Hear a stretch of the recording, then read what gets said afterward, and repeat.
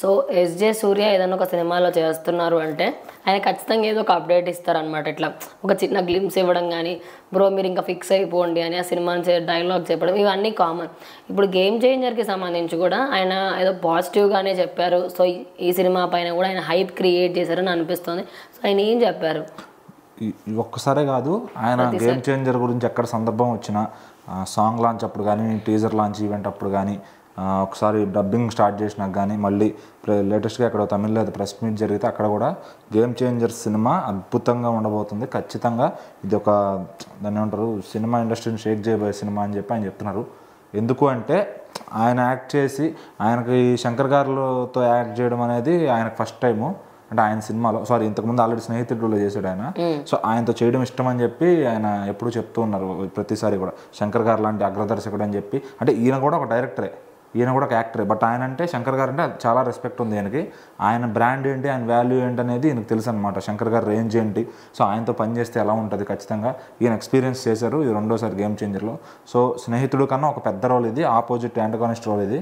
So ఖచ్చితంగా game చేంజర్లో ఇంకా రామ్ చరణ్ గారే ఎదురు ఎస్జే సూర్య గారికి పోటీ ఇచ్చారా లేదని డౌట్లో ఉంది. అలా చేస్తాడు ఆయన. ఈ మధ్యన ఏ సినిమా చూసినా ఆయనదే పైచే అవుతుంది అనమాట. మన సరిపోదా శనివారం కానీ, అంతకుముందు సినిమా లూప్, అదే రీలూప్ అనే సినిమా మన ఎస్టీఆర్ గారిది. సో అది ప్రతి సినిమాలో కూడా ఈయన కనపడుతున్నాడంటే ఆటోమేటిక్గా ఎగబడి వెళ్ళిపోతున్నారు. మన రాయంలో కానీ ఈయన ఫేస్ చూసి కూడా సినిమాకి వెళ్ళే ఫ్యాన్స్ అటు తమిళ్లోనే కాకుండా ఇటు తెలుగు రాష్ట్రాల్లో కూడా ఈయన ఫేస్ చూసి సినిమాకి వెళ్ళడం మొదలు పెడుతున్నారు. సో మరి అది అట్లా ఉంది ఈయన క్రేజ్. అయితే మరి ఇంతటి ఈయనకు ఒక నాలెడ్జ్ ఉంది సినిమా మీద, క్రాఫ్ట్ మీద, డైరెక్షన్ మీద. మరి ఆయన క్లారిటీ ఇచ్చేస్తున్నారు ప్రతిసారి, సూపర్గా ఉండబోతుంది. మొన్న అయితే డబ్బింగ్ స్టార్ట్ చేసినప్పుడు మొత్తం పోతారని చెప్పి, సంక్రాంతి ర్యాంపేజ్ అని చెప్పి చాలా మంచి హెయిట్ ఇచ్చారనమాట ఫ్యాన్స్కి. సో ఇక్కడ ఈయనకి ఏ సందర్భం వచ్చినా ఖచ్చితంగా సినిమాని తగ్గించకుండా ఈయన వంతు ప్రయత్నం, ఈయన వంతు ప్రమోషన్ ఈయన చేస్తున్నారు. సో నిజంగా ఒక యాక్టర్కి ఉండాల్సిన బాధ్యత అది అని గుర్తు చేస్తున్నట్టు ఆయన. ఎందుకంటే ఈయన డైరెక్టర్గా చేస్తే ఎలా ప్రమోట్ చేయాలంటే అలా చేసుకుంటారు, బట్ ఈయన యాక్టర్గా చేసినప్పుడు యాక్టర్ బాధ్యత ఏంటి అనేది ఈయన చూసి నేర్చుకోవచ్చు ప్రతి యాక్టర్ కూడా. ఏంటంటే సినిమా చేసాము వెళ్ళిపోయామని చాలామంది వెళ్ళిపోతుంటారు, బట్ యాక్టర్స్ ఏంటంటే ఆ సినిమాని సందర్భం వచ్చినప్పుడు సినిమా రిలీజ్ అయ్యేదాకా ప్రమోట్ చేయాలి, ఎక్కడో చోట దాని గురించి ప్రస్తావన తీసుకొచ్చి మాట్లాడాలి.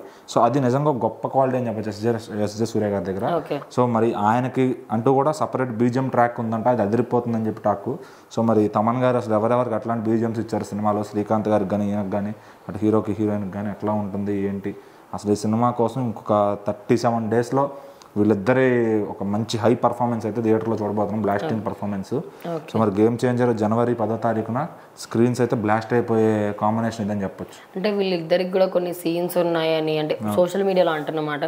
ఆ సీన్స్ ఇంకా ఖచ్చితంగా ఇంకా ఫ్యాన్స్ మాత్రం ఇంకా ఇది అల్టిమేట్ రా, దీనికన్నా మించి ఇంకేం లేదు అని చెప్పేసి అనుకునే విధంగా ఉన్నాయి.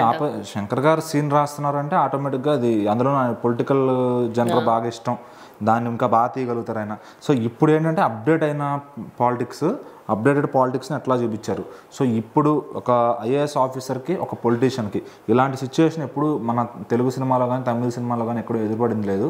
సో మరి ఈ రేజ్ ఎలా ఉండబోతుంది, వాళ్ళిద్దరికి మధ్య ఫేస్ ఆఫ్ ఎలా ఉండబోతుంది, సో దాన్ని చూడటానికి ఇప్పుడు ప్రజలంతా సిద్ధంగా ఉన్నారు. ఎందుకంటే ఒక మంచి పొలిటికల్ సినిమా, అందులోనూ హీరో ఐఏఎస్ అంటే సో ఖచ్చితంగా ఒక పొలిటీషియన్కి ఐఏఎస్ ఎదురు తిరిగితే ఎలా ఉంటుంది, వాళ్ళిద్దరి మధ్య గేమ్ క్యాట్ అండ్ అదే టామ్ అండ్ జెర్రీ గేమ్ ఎలా ఉండబోతుంది, సో ఆ గేమ్ ఎలా ఉండబోతుంది అనేది గేమ్ చేంజర్ సినిమా.